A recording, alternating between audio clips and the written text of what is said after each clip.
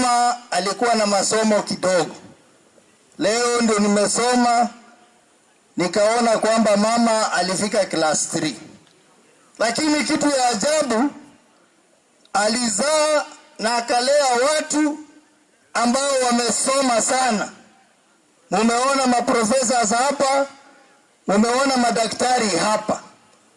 Hiyo lazima ikuwe funzo kwetu, kwamba hata kama hujaenda shule vizuri, tunza watoto, somesha hao, watakuwa watu wakubwa hapo mbeleni. Kwa hivyo mama, hata kama umetuacha, tunasema enda upumzike, ulifanya kazi kubwa. Nikisema neno moja mbili ya kisiasa, haitakuwa mbaya. Ya kwanza, na mimi nataka kusema hii kwa sababu nimeona wasomi wengi hapa sana. Tumeona maprofesa, tumeona watu wa kazi kubwa kubwa hapa. Tuna mtindo ambayo imeanza kuonekana. Na hii mtindo inahusu watu wetu ambao wako kwa vyeo kwa serikali. Vijana wetu na wasichana wetu, kwamba wanafutwa, Muluya anatolewa, wanaweka kabila ingine. Hata kwa hii boma mimi najua iko kijana anaitwa Alfred Busolo. Yeye alifanya kazi miaka 4 kule Afa kama active. Wakati wanakuja confirm, wanaweka kabila ingine. Mumeona hapa Moi University, Professor Hiro akatolewa, wakaweka mwingine. Juzi Professor Otieno Masinde Muliro akatolewa, wakaweka mwingine. Hata kule Kenya Pipeline wizi ilikuwa imezidi, wakachukua Hudson Andambi, wakamwambia kuja anyoroshe hiyo mahali. Hudson Andambi amenyorosha hiyo mahali. Wakati anaanza kuonekana mzuri, wanaambia yeye enda kando. Chairman wa board anaenda analeta CEO kutoka kwa kijiji yake. Hii mimi nataka kusema wabunge wenzangu, tukiongozwa na Mheshimiwa Wetangula, hii ni shida ambayo inafaa tutatue. We will not allow our people to be sacked arbitrarily from government. Na hata mimi najua dada ya huyu mama ambaye amelala, kwamba yeye amekaa kule Judicial Service Commission kama acting finance director 4.5 years. Alafu wanafanya interview, anapita. Alafu wengine tunasikia wanataka kuleta ukora, kusema kwamba mtu mwenye alipata interview 76 points aende kando, walete mtu mwenye amepata 52 points achukue kazi ya kuwa finance director wa judiciary. Hiyo ni haki kweli? Watu wetu, hiyo ni haki kweli? Kwa hivyo tunaambia Maraga, we are watching the Judicial Service Commission, kwamba kama mtaleta tribalism in a serious independent body like a Judicial Service Commission, your days are numbered. And we are questioning, how can we have 5 out of 11 members of the commission belonging to one tribe, that they can decide and form a quorum and pass decisions that affect millions of Kenyans. Hiyo mimi nasema bunge kirudi, tutapeleka hii mambo kule bungeni. Ya mwisho, umesikia mambo ya BBI, na wamesema msome muelewe nini iko ndani. Mimi ningependa kuambia serikali kwamba mfanye haraka, mchapishe hiyo vitabu. Hawa wananchi hawajaona hiyo BBI kwa sababu vitabu haijafika hapa. Na mkishasoma, mkishaelewa, wamesema watatoa nafasi ya kutoa maoni upya, na sisi tunaona hata hiyo ripoti ilitolewa, lazima tufanye ukarabati. Na ndio mimi nakubaliana na Mheshimiwa Wetangula kwamba we cannot have a prime minister who has no powers. We must have a prime minister who has powers, and we must have a parliamentary system of government. Hatuwezi tukasema kwamba tunataka tumalize shida ya kura baada ya miaka 5, alafu mnasema hamtupatii parliamentary system of government. We want parliamentary system of government with an executive prime minister, ndio tusuluhishe hii shida ya uchaguzi.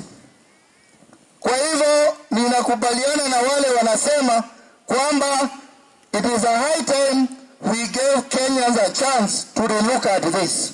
Na hii mambo ya appointments, nimesikia kijana moja hapa akisema mambo ya Sugoi. Sio mbaya kwenda kukula huko Sugoi, lakini wakati mnakaa na Ruto, kwa nini hamwambii maneno kama hii? Hamwambii mambo ya appointments, hamwambii mambo ya Mumia Sugar, hamwambii mambo ya Pani Pepper. Kwa hivyo you are representing no one if you go to Sugoi, because you are not talking about the welfare of these people. Mambo ya BBI najua wenzangu watasema hapa. Mimi ni mmoja wao ambaye nimesoma, niko kwa chama pia nimesoma. Jambo moja tu ambaye mimi nimeona si mbaya na ni mzuri kwa sababu inahusu kina mama, ni ile inaenda kutupatia nafasi kama kina mama. Governor akiwa mwanaume tunakuwa na deputy mama. Kina mama si tunaunga hiyo? Hiyo tu ndio jambo naona ya maana hapo. Na pia kuna jambo lingine kidogo si mbaya. Ile inasema pesa zitakuja nyingi kwa mashinani. Lakini najua kama chama sisi tumeketi na tumeona mambo mengine ya lazima yakosolewe. Na hii ni position ambayo inakuja kutolewa hapa na party leader yangu.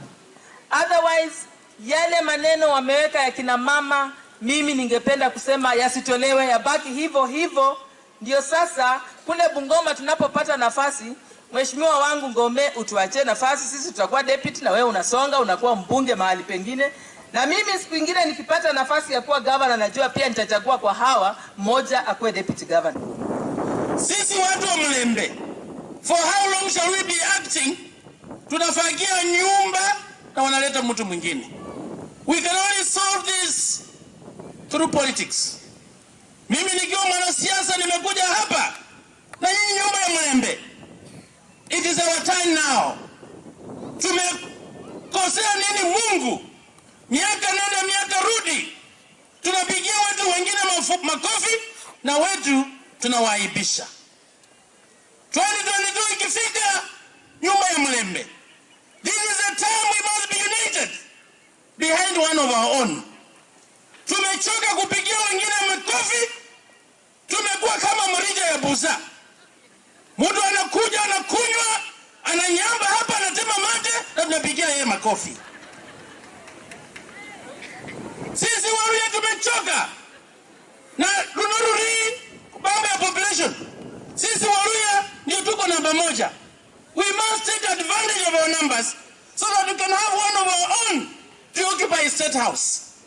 Sasa mtu akikuja kuongea mambo ya mtu mwingine na ameacha vijana wetu, sisi vijana wenye wako mbele kwa mambo ya presidency, mmoja ni Moses Masika Wetangula, mwingine ni Musalia Mudavadi, mwingine ni Oparanya. Hawa watatu tutaweka pamoja, ile mwenye watachagua huyo ndio atakuwa nyuma yake. Mnakubaliana na mimi? Mnakubaliana tukue na mlio mmoja kwa ballot? Sisi tutasimama nyuma ya huyo, kwa sababu sisi Waluya tumekuwa tunafagia barabara, wanatutupa na wana take over. Msendo Wekesa ako hapa, yeye ndiye anajua mambo ya kuunganisha vyama. Tunaambia yeye akuja aunganishe Waluya ndio tuende State House. Hiyo ndio mimi naomba. United we stand, divided we fall. Mambo ya BBI, we support the BBI, ile peace walileta kwa hii nchi. Na BBI imesema more money to go to the counties. Unless kichwa yako sio mzuri, Hutaki pesa iende kwa counties. Sisi tuna support BBI, tunataka pesa mingi ikuje kwa county ili tukue na maendeleo zaidi. Vile vile mambo ya BBI imesema prime minister. We don't want an executive prime minister. Tunataka tukue na prime minister ule ako na executive powers. Na tukimaliza prime minister, tukue na deputy prime minister. Kwa sababu president ako na deputy. Governor ako na deputy. Kwa nini prime minister tusikuwe na 2 deputies? Sisi tunaunga hiyo mkono na tumejipanga, tunaomba serikali i-translate BBI kwa Kiswahili ili wananchi waamue, wasome na waelewe. Na nyinyi watu wa kanisa tunaomba mkuu mstari wa mbele. Mkuu mstari wa mbele, the professionals, the academia, the business community, the youth. Tukua mstari wa mbele kubadilisha mambo ya hii katiba. Na sisi kama wabunge tuko tayari. Kwa sababu some of the proposals can be done through a policy formulation na ingine can go through constitutional amendment katika bunge na kuna ingine tutaenda mambo ya referendum. Tumejipanga na tuko tayari. Na nikimalizia, nimeona watu wa Trans Nzoia wako hapa wengi. Mnajua Kenya mzima yote kwa bunge wote mambo ya legislation. Huyu Chris Wamalwa yamekuwa namba 1. Makofi kwangu. Hata huyu anajua. Akikuja kwa bunge anaambia bwana, wamesema nini? Na kujanga late. Nakwambia wamesema hii na hii. Sasa mtu akiwa namba 1 si anapewa promotion. Sasa watu wa Trans Nzoia jameni mniangalie. 2022 naomba nikuwe governor wa Trans Nzoia County. Na mnaona mimi ni kijana. Ama namna gani? Na mzee Noah ameshika mimi mkono already. Pigia mzee Noah makofi. Na muangalia huyu ndugu yangu. Sisi tukiingia kwa county tunataka tutengeneze maneno ya kusaidia nyumba ya Mlembe. Nyumba ya Mlembe, we must unite. The external forces zinafanya sisi tunakuwa divided. Tunawaambia riswa. Tunawaambia nini? Tunawaambia nini? Asanteni sana na Mungu amani awabariki. Na party leader wetu wa chama cha Ford Kenya yuko hapa, Mheshimiwa Senator Wetangula, na waheshimiwa wengine including my own Mheshimiwa Savula. Jamii ya Mlembe must be united. We have had this narrative kwamba jamii ya Mlembe tunataka tuungane, Luhya unity. Kisha kidogo tunapotea. Kisha kidogo tunasikia wengine wameenda Sugoi, wengine wameenda sijui wapi. When shall we have this Luhya unity? Abana ba Mlembe, are you getting me? When shall we have this Luhya unity? Let's be focused if we want to get somewhere. Na mwisho about Lugari, I want to tell you, Mheshimiwa Savula, vile BBI imesema kwamba we are going to have 35% ya pesa zetu zinazokusanywa kwenda katika kaunti zetu. Mimi nataka Mheshimiwa Savula na Mheshimiwa Wamalwa akichaguliwa kama governor wa Trans Nzoia na Lugari waweze kupata pesa za kufanya kazi ili tuweze kupata mabarabara mzuri. Mheshimiwa Savula, ukiwa governor na pesa mingi kama hizo, weka maram, na mimi kama MP nikichaguliwa 2022 nitaweka lami, si ndio? Siwezi kuenda kando na ile chama imedecide kama Secretary General. Tumedecide tunaunga BBI mkono, although I have my reservations. My reservations are this. BBI task force iliandika kuwa wakishamaliza wateue special committee experts waiangalie, watoe yale maneno yanatakiwa kufanyika. Sasa badala ya kuappoint technical committee wana extend time ya task force. Mimi nasema hivi, wa Kenya kaeni macho. Wanaweza extend hivi tuendelee na maneno ya BBI mpaka 2021 bado tunaongea maneno ya BBI. Wasituvishe kilemba cha ukoka, waende haraka wamalizane na hiyo maneno ya BBI. Kwa sababu ifo kwa kali ile kuli BBI ni Ruto kwa campaign. Ifo kwa kali ile kuli BBI Ruto kwa kama si bara. Hapana. Kama ni kilemba cha ukoka wawache hiyo mchezo. Kama ni BBI iwe implemented, let's move quickly and implement it. Nilipokuwa nikifika hapa, nilisikia wenzangu wakisema wako na right yao ya kuenda Sugoi. Yes, you have a right to go to Sugoi. But let me tell you this. Uchumi wa Kenya umeharibika. Kweli au rongo? Uchumi umezoroteka kabisa. Sasa hata KRA, taxman, ameingia kwa vijiji. Kama uko na CDF unapatia project management committee, wamefika kule, wanataka tu yule fundi anafanya labor contract anapata labda faida ya shilingi 1,100 atoe ushuru. Yaani wamefika mpaka kijijini. Kama siku za ukoloni walikuwa na hat tax, kama walikuwa na many hats kwa boma lako, kila hat unalipa ushuru, kila hat unalipa ushuru. Ndio mahali KRA imefikia, kwa sababu uchumi wa Kenya umeharibika. Ukabila bado iko. Hata wakati tunatangaza BBI, tukimaliza maneno ya BBI, rais anaendelea kuteua watu wa kabila lake kwa vyeo mbalimbali. So hiyo tribalism bado iko. Nani walileta hii maneno? Kuharibu uchumi na kuleta hii ubaguzi wa kikabila. Si ni Uhuru na Ruto? Sio ndio walileta hii maneno wakaharibu Kenya?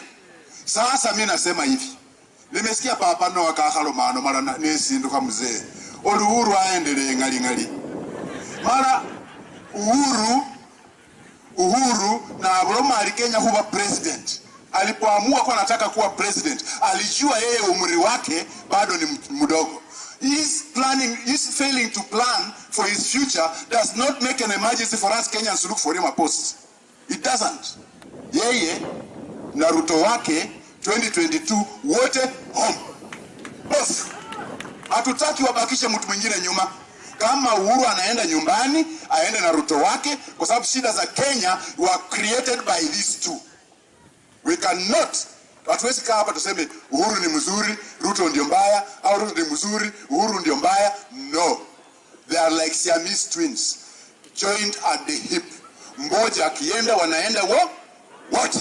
So nyinyi mnaenda Sugoi, fanya halahala, enda kila siku, mkule hizo vitu kabisa, kwa sababu 2022 hao wote home. Asanteni sana, Mwenyezi Mungu awabariki. Asante sana Mheshimiwa Said. Katiba ya Kenya inasema rais anahudumu miaka 5 na akiwa na nafasi apewe ingine 5. Ikiisha, it doesn't matter what your age is. Umemaliza your constitutional term. Hata Noah, kama wewe huo unafuatilia mambo ya President Uhuru, alipoenda Uganda, Museveni akamwambia sisi hapa tunaendelea tu. Uhuru akamwambia katiba yetu ni tofauti. Mimi nimefanya 5, natafuta ingine, ikiisha naenda nyumbani. So Dr. Noah, you may easily be cited for treason for violating the constitution. Sisi tunataka nchi yetu iwe na usalama. Ndio kama chama tumekuwa Nakuru as PG, tumeunga mkono BBI na tumeonyesha yale inatakikana kubadilishwa. Kwa pesa za mashinani sisi tunataka ziwe 45%, sio 35%, kwa sababu pesa mingi zinaibiwa tu kule Nairobi. Mambo ya kuleta Wakenya pamoja tunataka iwe real. Na Ford Kenya tumesema kama jamii yako iko 10% ya population ya Kenya, you should never hold more than 10% of public positions in Kenya. That is what is done in Malaysia, in other countries like Philippines. Tumesema tunataka kuona office ya Prime Minister in a parliamentary system to be a real office of a Prime Minister. Huwezi kusema Prime Minister atakuwa tu kama waziri. That will not solve our problem. Ya 3, BBI imesahau kusungumzia mambo ya madeni ya Kenya. Leo hii Kenya ina deni ambalo nchi yote Afrika haina. Our public debt is equal to our GDP. And that way the country will not grow. So tukienda kwa katiba tunataka kusema the country should never have a public debt that is higher than 50% of its GDP. Ndiyo tuweze kuendesha nchi yetu sawa sawa. Na Dr. Noah, nyinyi ambao mko kwa serikali, juzi tumeletewa list ati madeni ambayo yanachukuliwa sasa itafanya miradi mbalimbali. Hakuna hata mradi moja Trans Nzoia kule unatoka. Hakuna hata mradi moja Bungoma. Hakuna hata mradi moja hapa Kakamega, hakuna hata mradi moja Vihiga, Busia. We are also in Kenya. Sasa nyinyi ambao mko serikali kaba liomo nyaranga President Uhuru Khachengota mubolele fwezi ya hurere bindini, kwa sababu ushuru tunalipa. Hii madeni tumesema walete pesa bilioni 20 tufufue Mumias, bilioni 20 tufufue Nzoia, barabara zetu zitengenezwe sawa sawa, so that we also feel a sense of ownership of Kenya. Sisi pia kama chama tumesema katika BBI mambo ya ufisadi, watu kunyakua pesa na kuifanya yao na kuanza kupeana pesa kiholela holela tu. Lazima wafisadi waadhibiwe sawa sawa. Juzi nimeona China wanachapa watu risasi hadharani kwa sababu ya ufisadi after due process.